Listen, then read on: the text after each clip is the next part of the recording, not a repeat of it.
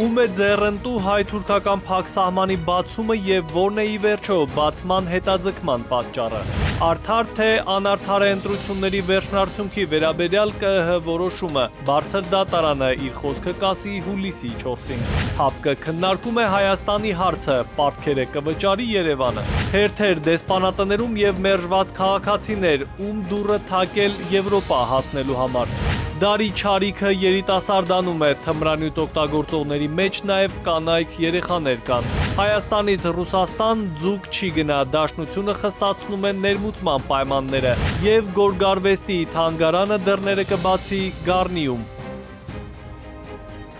Բարի երեկո, հարգելի հեռուստադիտող, օրվա գլխավոր ժամն է, կարևորի մասին տաղավարում Հայկ Նավասարդյանն է աշխատում։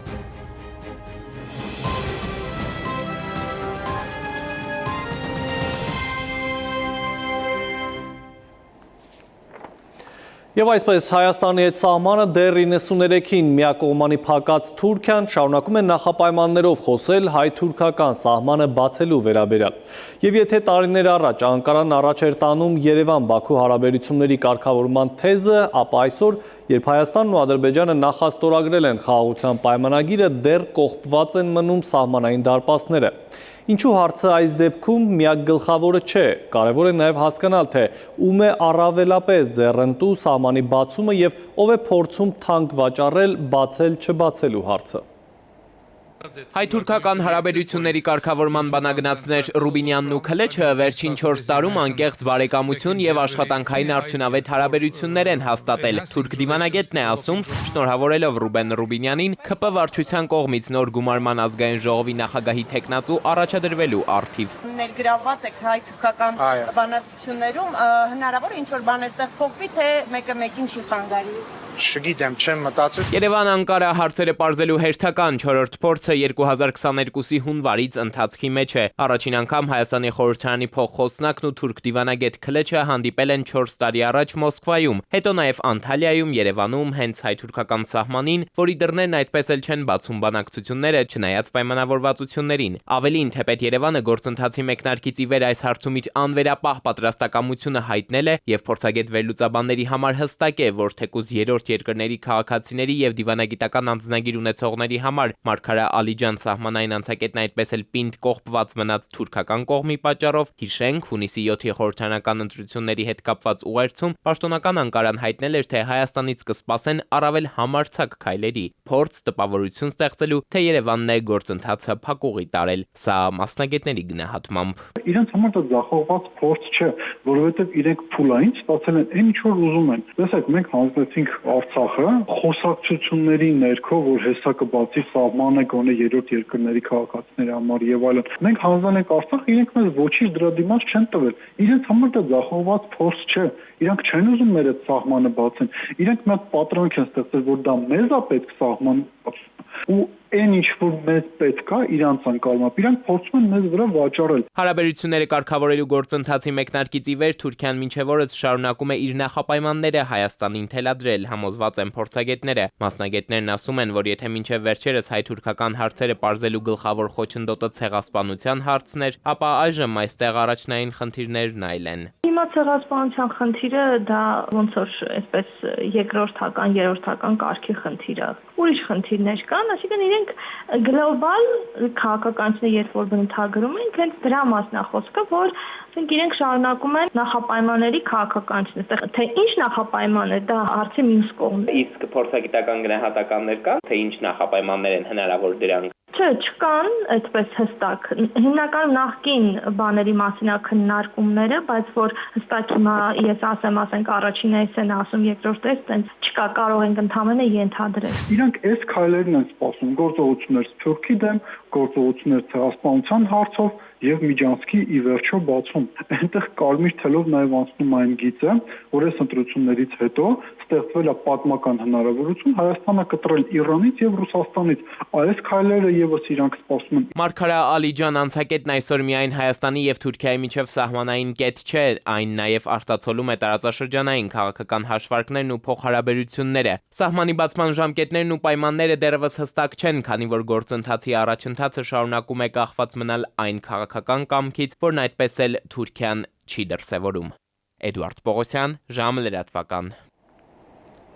Իշխող քաղաքացիական պայմանագիրը համարում է, որ հունիսի 7-ի ընտրությունների վերջնարդյունքը ամփոփած ԿԸՀ որոշումը արդար է։ Մինչդեռ ընդդիմությունը շարունակում է պնդել հակառակը, անարդար է, բազմաթիվ խախտումներ են հայտնաբերել, ասում են։ Իսկ թե ինչ որոշում կկայացնի Սահմանադրական դատարանը ընտրությունների արդյունքները վիճարկող քաղաքական 7 ուժերի դիմումների գործով պարզ կլինի հուլիսի 4-ին։ Մինչև այդ, Բարձրատյանը նիստ կանցկացնի նաև վաղը հունիսի 27-ին, քանի որ ըստ Սահմանադրական դատարանի նախագահի դատարանը քիչ ժամանակ է ունեցել գործով որոշում կայացնելու համար։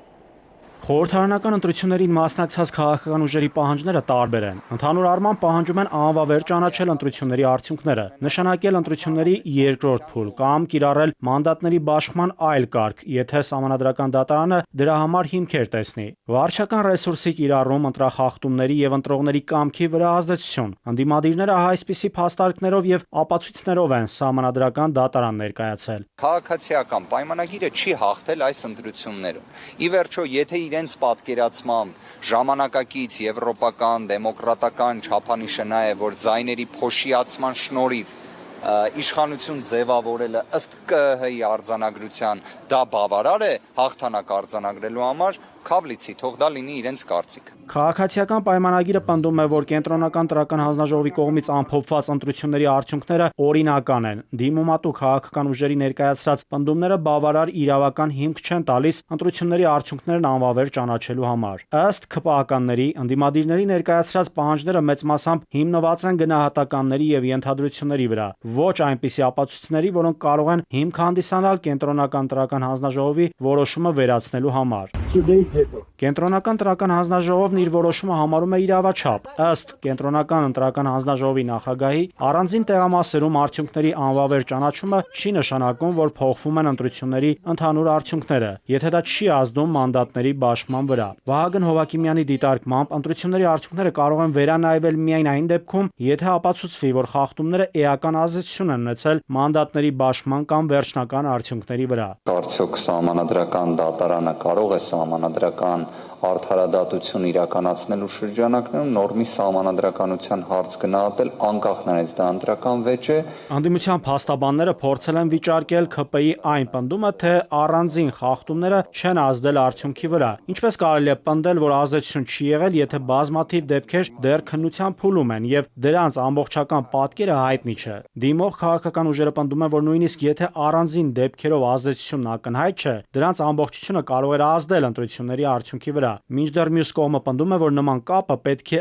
ապացուցված լինի։ Խնդրում ենք ապահովել Սահմանադրական դատարանի ամբողջական կազմի, այդ թվում նաև նշված երկու դատավորների մասնակցությունը 96-ի քննությանը եւ վեճի լուծմանը։ Սահմանադրական դատարանում Բարգավաճ Հայաստան կուսակցության ներկայացուցիչ Արամ Օրբելյանը միջնորդություն ներկայացրեց, նշելով, թե հակասահմանադրական է Սահմանադրական դատարանի կրճատված կազմով որոշում կայացնելը։ Դատարանը կարող է գործերը քննել ընդհանուր, եթե նույնիսկ 5 դատավոր է մասնակցում։ Իսկ որքան ձայն պահանջվում է այս տեսակի գործերով որոշում կայացնելու համար, այդքան դատավորի ներկայությունը արդեն բավարար է, որպեսզի ասենք դատարան կա։ Միջնորդությանը դեմ էր ընտրության արդյունքները վիճարկող մեկ այլ ուժի, Ուժեղ Հայաստան կուսակցության ներկայացուցիչ Արամ Վարդևանյանը։ Վարդևանյանի համար ընդունելի չէ, քանի որ ըստ նրա, օրինակ Արտակ Զեյնալյանը եւ Վլադիմիր Վարդանյանը, որոնց նկատմամբ գործի քննությանը չմասնակցելու որոշում է կայացվել, հանրային ընկալման տեսանկյունից ըստ Վարդևանյանի քաղաքական կաշկանդվածություն չէին կարող չունենալ։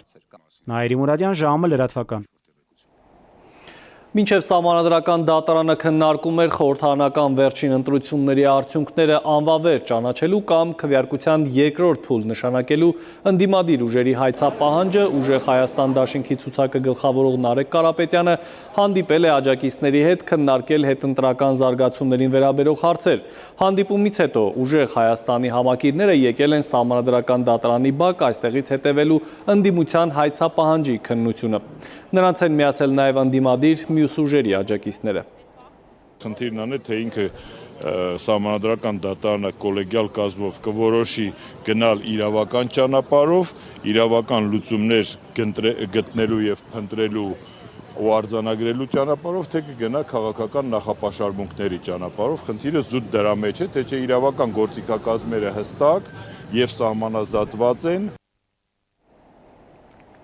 ՀԱՊԿ անդամ պետությունների ղեկավարները կքննարկեն Հայաստանի հարցը, կազմակերպությանն անդամակցության կասեցման կամ կազմակերպությունից հեռացման որոշումը կայացնում է Հավաքական անվտանգության խորհուրդը, պարզաբանել է ՀԱՊԿ-ում Ռուսաստանի մշտական ներկայացուցիչ Վիկտոր Վասիլևը։ Ավելի վաղ Ռուսաստանի Դաշնության արտգործնախարարը հայտարարել էր, թե կազմակերպության անդամ երկրները պատրաստվում են Հայաստանի նկատմամբ միջոցներ ձեռնարկել անդամավճարը 2 տարի չվճարելու պատճառով։ Կառույցից Հայաստանին հեռացնելու հեռանկարի հարցը պաշտոնական Երևանին կարծես չի մտահոգում։ Վարչապետ Փաշինյանը հայտարարել է, որ եթե կառույցի անդամները նման որոշում կայացնեն, ապա Երևանը դա ի գիտություն կընդունի։ Այժմ այն մասին, ինչ ենք պատմելու թողարկման երկրորդ հատվածում։ Թերթեր դեսպանատներում և մերժված քաղաքացիներ, ում դուռը թակել Եվրոպա հասնելու համար։ Դարի չարիքը երիտասարդանում է, թմրանյութ օգտագործողների մեջ նաև կանայք երեխաներ կան։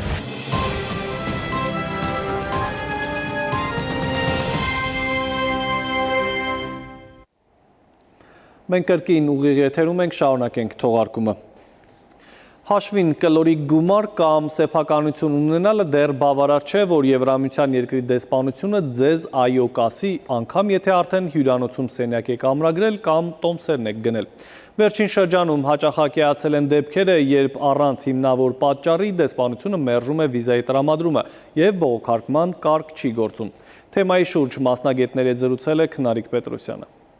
Դեսպանատների մոտ գոյացած երկար հերթերից բացի, վիզաների մերժումներն են վերջին շրջանում հասել առավելագույնի։ Անտեղի են մերժել, ասում է ժամին դիմաց քաղաքացին ու հավելում, որ նախկինում վիզաներ էլի է ստացել։ Սակայն իր համար այդպես էլ անհասկանալի է մնում, թե ինչու է անհրաժեշտ բոլոր փաստաթղթերի առկայության դեպքում Հունաստանի դեսպանատունը մերժել իրեն։ Ինչն է պատճառը, եթե ասել են, որ ներկայացված փաստաթղթում պակասող փաստաթղթեր չկան։ Հենց Հունաստանի դեսպանատունից է վիզաներ ստացել, ցույց է տվել շարժական անշարժ գույք, ստաբիլ աշխատանք բարձր եկամուտով, նաև բանկային շարժ եւ այդ ամեն ինչը հաշվի առնելով դեսպանատունը ինձ մերժեց։ Այսինքն այստեղ ցույց է տալիս, որ անհիմն կետով մերժում են ու անգամ ես մտածում եմ, որ իմ գործը չեն էլ նայել։ Ու անգամ իմ ընկերներն էլ, երբ որ դեսպանատունը պահանջում է այդ վճարված հյուրանոցը վճարված տոմսը, մեկ շաբաթ առաջ իրենց թռիչքից 3 օր հետո նոր անձնագիրը վերադարձրեցին։ Այսինքն իրենք դուրս է գալիս, որ մոտ 700 եվրո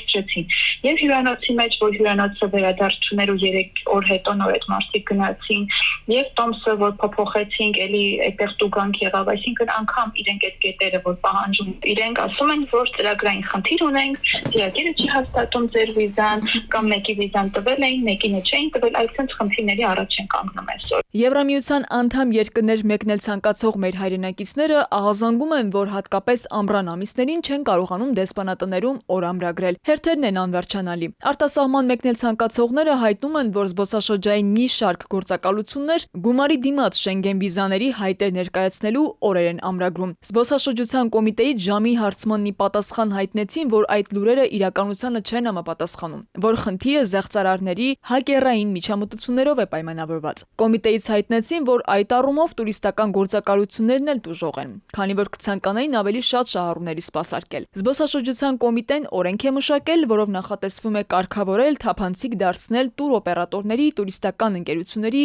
գործունեությունը։ Այս պահին մենք արդեն սկսում ենք բողոքների կարգի մշակման աշխատանքները, այսինքն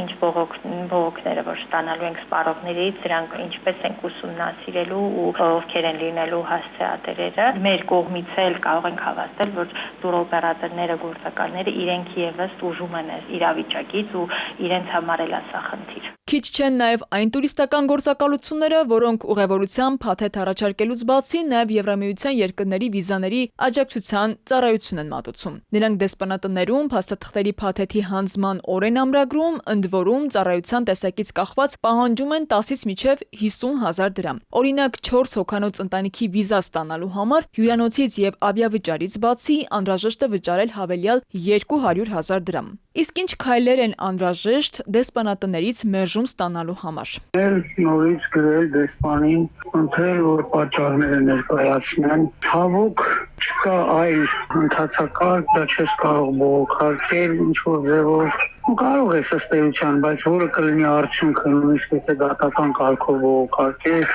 որտեղ դա ըստ էության երկրների ներքին քաղաքականությունն է, միայն ռեժիմն է։ Լուծումը ըստ փորձագետի հետևյալն է. պետք է գնալ այն երկրներ, որտեղ ընդունված ենք եւ որտեղ մեզ սպասում են ու տվյալ երկիր մուտք գործելու համար արհեստական խոչընդոտներ չեն ստեղծում։ Քնարիկ Պետրոսյան, ժամը լրատվական։ Երբեմն անմեղ հետաքրքրությունը անգամ կարող է ճակատագրական լինել, երբ բակում կամ փողոցում անծանոթ ինչ-որ բան են հյուրասիրում։ Լուռ, բայց չափազանց վտանգավոր մարտահրավերի առաջ ենք այսօր։ Մեր երկրում թմրանյութ օգտագործողների թիվը տարեցտարի աճում է ու ամենացավալին այն է, որ այս ցանկում նաև կանայք և երեխաներ են հայտնվում։ Մասնագետները պնդում են թմրամիջոցների դեմ պայքարում առավել արդյունավետ կլինի, որ բնում խեղդվի հանցագործությունը, այսինքն այնպիսի վերահսկողական համակարգ ներդրվի, որ դարի չարիքը մեր երկիր չհասնի։ Թմրամիջոցների ապօրինի շրջանառությունը ու դրանց հասանելիությունը շարունակում են մնալ Հայաստանի առջև ծառացած ամենալուրջ մարտահրավերներից մեկը։ Ներքին գործերի նախարարությունում ընդգծում են թմրամիջոցների ապօրինի շրջանառությունը վաղուց արդեն միայն մեկ երկրի խնդիր չէ։ 2026 թվականի 5 ամիսների ընթացքում արձանագրվել է թմրամիջոցների հետ կապված ընդհանուր առմամբ 1313 հանցագործության դեպք, որոնցից 1269 հանցագործության դեպքը թմրամիջոցների ապօրինի շրջանառության դեպքեր են,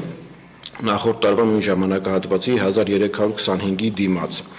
Նշեմ, որ աճել է այս հանցագործությունների բացահայտման ցուցանիշը, կազմելով 52.7%, նախորդ տարվա 50.9-ի դիմաց։ Ըստ պաշտոնական տվյալների արձանագրվել է թմրամիջոցների իրացման 757 դեպք, նախորդ տարվա նույն ժամանակահատվածի 802 դեպքի փոխարեն։ Ընթացիկ ժամանակահատվածում արձանագրվել է թմրամիջոցների մաքսանենգության 38 դեպք։ Զգալիորեն աճել են նաև մաքսանենգության այն դեպքերի թիվը, որոնց շրջանակում հավաքված ապացույցները բավարար են եղել քրեական հետապնդում իրականացնելու համար։ Ընդհանուր առմամբ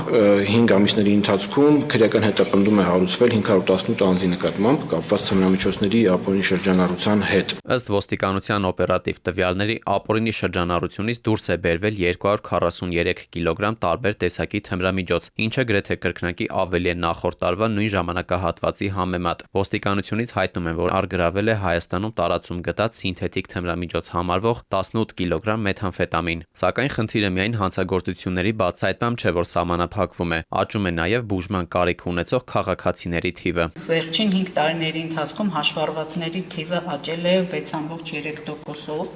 Ցավոք սրտի դրանց մեջ աճում է կանանց թիվը մոտ 8%-ով։ Եվ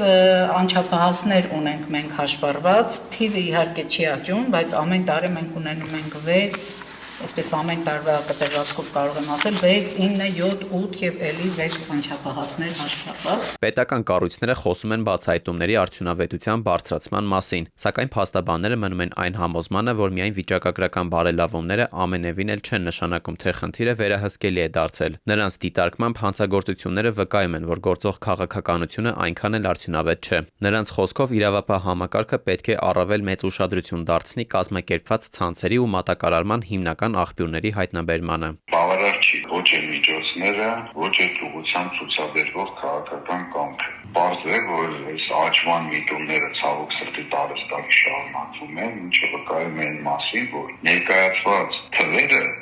իբրև ձեռք բերում արդյունք չեն տալիս։ Այն օղակները, որոնք ուղղակի զբաղված են սպառելով կամ ձեռք բերելով, բնականաբար դրանք այդ բուրգի փոքր մասերն են, եւ դրանց հարվածելով օգտակար գործողության գործակիցը իրավապահ համակարգի շատ չնչին է։ Մասնագետները ընդգծում են, հանցավորության դեմ պայքարում վճռորոշը ոչ թե պատժի խստությունն է, այլ պատասխանատվության անխուսափելիությունը։ Իսկ մինչ այդ մասնագետները հիշեցնում են, որ թմրամիջոցների դեմ պայքարը շարունակում է պահանջել միաժամանակ իրավապահ, առողջապահական եւ կանխարգելիչ համալիր քաղաքականություն։ Դավիթ Թադևոսյան, ժամը լրատվական։ Հունիսի 26-ը խոշտանգումների զոհերի աջակցության միջազգային օրն է Հայաստանի փակ և կիսափակ հաստատություններում, քրեակատարողական հիմնարկներում, ձերբակալվածների պահման վայրերում, հոգեբուժական կենտրոններում և զորամասերում արձանագրված խոշտանգումների և վատ վերաբերմունքի դեպքերի վիճակը երկակի նկարագիր ունի։ Մի կողմից իրականացվում են օրենսդրական և կառուցվածքային բարեփոխումներ, մյուս կողմից իրավապաշտպաններն ու միջազգային կառույցները, օրինակ ՄԱԿ-ի խոշտանգումների դեմ կոմիտեն, շարունակում են բարձրաձայնել Հայաստանում առկա համակարգային խնդիրների մասին։ Մասնավորապես Amnesty International նշում է, որ խոշտանգումների և ոստիկանական բռնությունների համար սահմանվող պատիժները հաճախ մեղմ են, իսկ իրավապահների կողմից ուժի անհամաչափ կիրառման դեպքերով լիարժեք հանրային հաշվետվողականություն դեռևս չկա։ Հաստատի մենք վերջի 10 տարվա ընթացքում երբ խոշտանգումը քրեականացրել է, ունենք ընդամենը 3 վճիռ կարելի ասել, որ անձանց մեղավոր են ճանաչել, այն էլ տարիների աշխատանք է, այդ գործերի յետևում եւ մենք շատ քիչ գործ ենք տեսնում, որ ունենում է որևէ հանգուցալուծում։ Այսինքն հաղորդումները շարունակաբար տրվում են, այդ թվում ոչ միայն ոստիկանության աշխատակիցների կողմից ենթադրաբար կատարվող արարքների համար, նույնը եւ սինված ուժերում կարող ենք խոսել եւ այլ փակ կամ կիսափակ հաստատություններում, քրեակատարական հիմնարկներում եւ այլն։ Եվս մեկ դադար ու կվերադառնանք րոպեներ անց։ Հայաստանից Ռուսաստան ձուկ չի գնա, Դաշնությունը խստացնում են ներմուծման պայմանները եւ Գորգարվեստի թանգարանը դռները կբացի Գառնիում։ Օրվա առավելագույն ջերմաստիճանը 30-ն է, ավելին քիչ ուշ։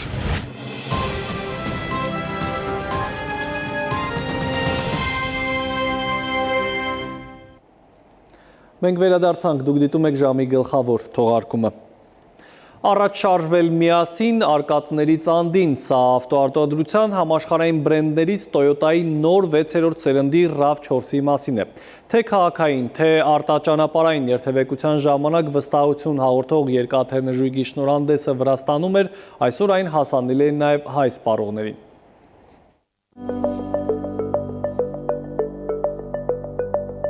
Toyota-ն Կովկասյան տարածաշրջանում ներկայացնում է ամբողջովին նոր 6-րդ սերնդի RAV4-ը, բացելով աշխարհի ամենահայտնի ամենագնացներից մեկի պատմության նոր էջը։ Վրաստանի Գուրիայի երկրամասում անցկացված բացառիկ շնորհանդեսի շրջանակում ներկայացվել են նոր RAV4-ի բազմակողմանի հնարավորություններն ինչպես քաղաքային միջավայրում, այնպես էլ արտաճանապարհային երթևեկության ժամանակ առաջ շարժվել միասին արկածներից անդին գաղափարի ներքո։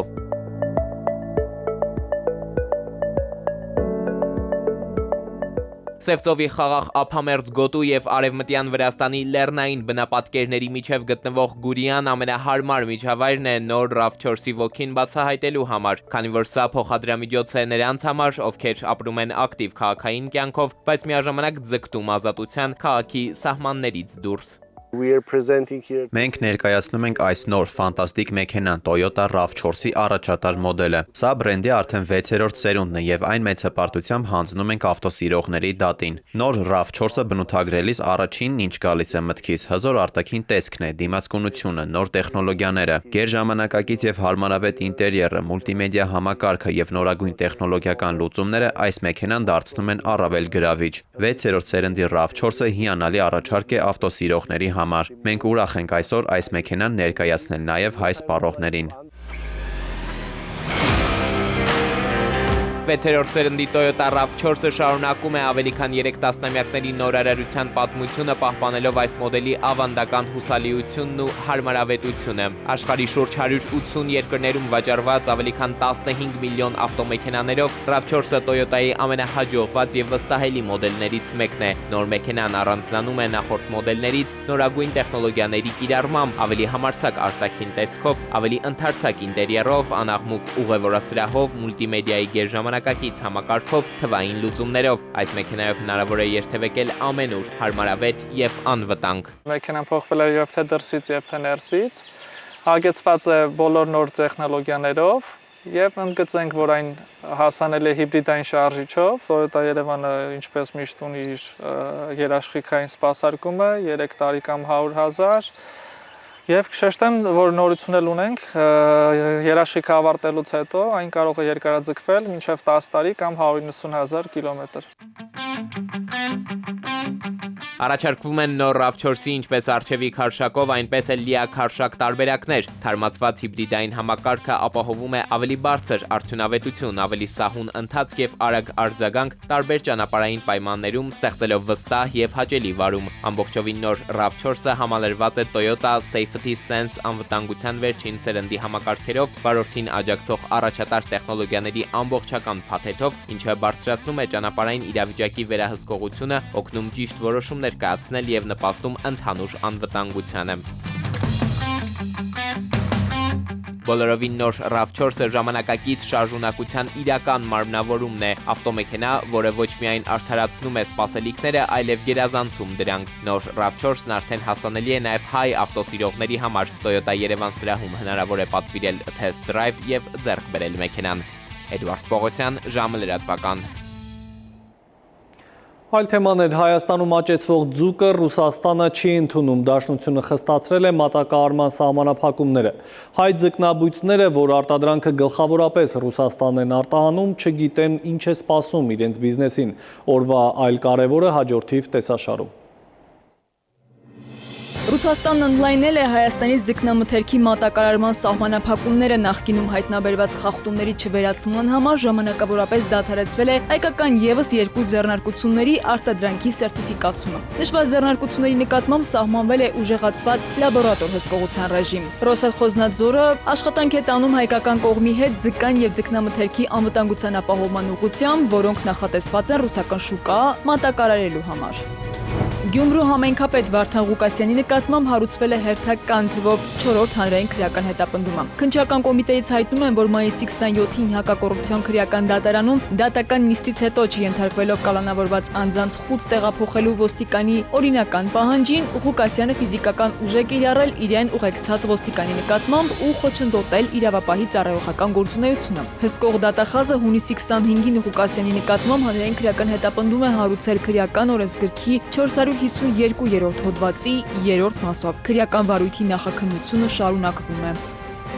Նուբարաշեն քրեակատարողական հիմնարկում պահվող կալանավորներից մեկը արդեն 45-րդ օրն է հացադուլի մեջ է։ Բանտախուց այցելած դիտորդների խումբն արձանագրել է, որ նրա առողջական վիճակը կտրուկ վատացել է, կալանավորի մոտ նկատվել է քաշի զգալի կորուստ, ընդհանուր ֆիզիկական հյուսվածություն, նյարդաբանական խոշտանգումներ եւ հիշողության կորուստ։ Նախորդ այցի ընթացքում անձը գտնվել է անմխիթար խցային պայմաններում, սակայն հետագայում տեղափոխվել է ավելի բարենպաստ խուց։ Մասնագետների գնահատմամբ 45-օրյա հացադուլը համարվում է ծայրահեղ, վտանգավոր եւ ստեղծված իրավիճակում անհրաժեշտ է անհապաղ բժշկական վերահսկողություն։ Արագածոտնի թեմի դիվանապետ Մուխնիի Սուրբ Գևորգ եկեղեցու հոգևոր հովիվ Տեր Գարեգին քահանա Արսենյանին դատարանը թույլատրել է պատարակ մատուցել։ Տեր հայրը թեև կարող է այցելել Մուխնիի եկեղեցի եւ պատարակ մատուցել, բայց հոգևորականների հետ շփվել նա չի կարող։ Տեր Գարեգինի փաստաբանն էր միջնորդություն ներկայացրել, նշելով, որ Տեր հորը պատարակ մատուցել չթույլատրելը արդեն նմանվում է խոշտանգման։ Առաջիկա ամիսներին Գառնի համայնքում բացվելու է Հայաստանի գորգարվեստի թանգարանը կրթության, գիտության, մշակույթի, սպորտի նախարարության տեղեկացմամբ թանգարանի ստեղծման նպատակով նախարարության եւ բարերար Լևոն Վարդան Բեդրոսյանի միջև ստորագրվել է փոխըմբռնման հուշագիր։ Այլ կերպ պետություն մասնավոր համագործակցությամբ ստեղծվող գորգարվեստի թանգարանը դառնալու է ոչ միայն ցուցադրական, այլ նաեւ կրթամշակութային կենտրոն, ներառելով վարպետաց դասեր, թեմատիկ ցուցադրություններ եւ տարատեսակ այլ ծրագրեր։ Ապագա թանգարանի շինաշխատանքները ավարտական փուլում են, բարերարը մտադիր է Հայաստանի Հանրապետությանը նվիրաբերել իր անձնական հավաքածուն։ Քնարիկ Պետրոսյան, ժամը լրատվական։ Իսկ թե ինչ եղանակ կլինի առաջիկա հանգստյան օրերին, ավելին կպատմի Լիլի Հովերը։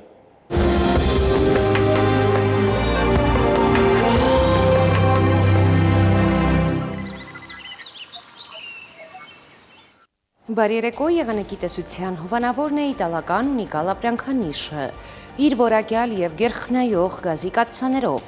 Դրանք պաշտոնապես ներկայացված են էքստերիեր խանութ սրահներում, ունիկալ տարվա բոլոր եղանակներին, մետեոաշխարհ նախ Հայաստան։ Մեր երկրի մեծ մասում նոր օրը կանցնի տեղումներով, առանձին վայրերում սպասվում է նաև կարկուտ։ Ջերմաստիճանը առաջիկա օրերին կբարձրանա մոտ 4-ից։ Վաղը ցերեկը Շիրակում, Կոտայքում, Գեղարքունիքում, Արագածոտնի և Վայոց-Ձորի լեռնային գոտիներում կդիտվի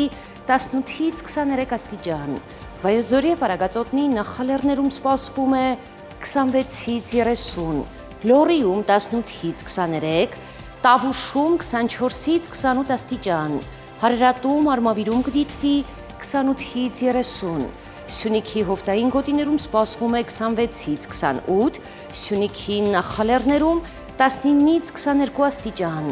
Երևանում շաբաթը կանցնի տեղումներով, Կիրակի սպասվում է կայուն երկինք, այս գիշեր 16-ից 18, ցերեկը 26-ից 28, երեկոյան 20-ից 23 աստիճան։ Հարգելի հեռուստադիտող, այսքանով ավարտված է ժամի գլխավոր թողարկումը, խաղաղ գիշեր եմ մաղթում բոլորիդ եւ բարի հանգստյան օրեր։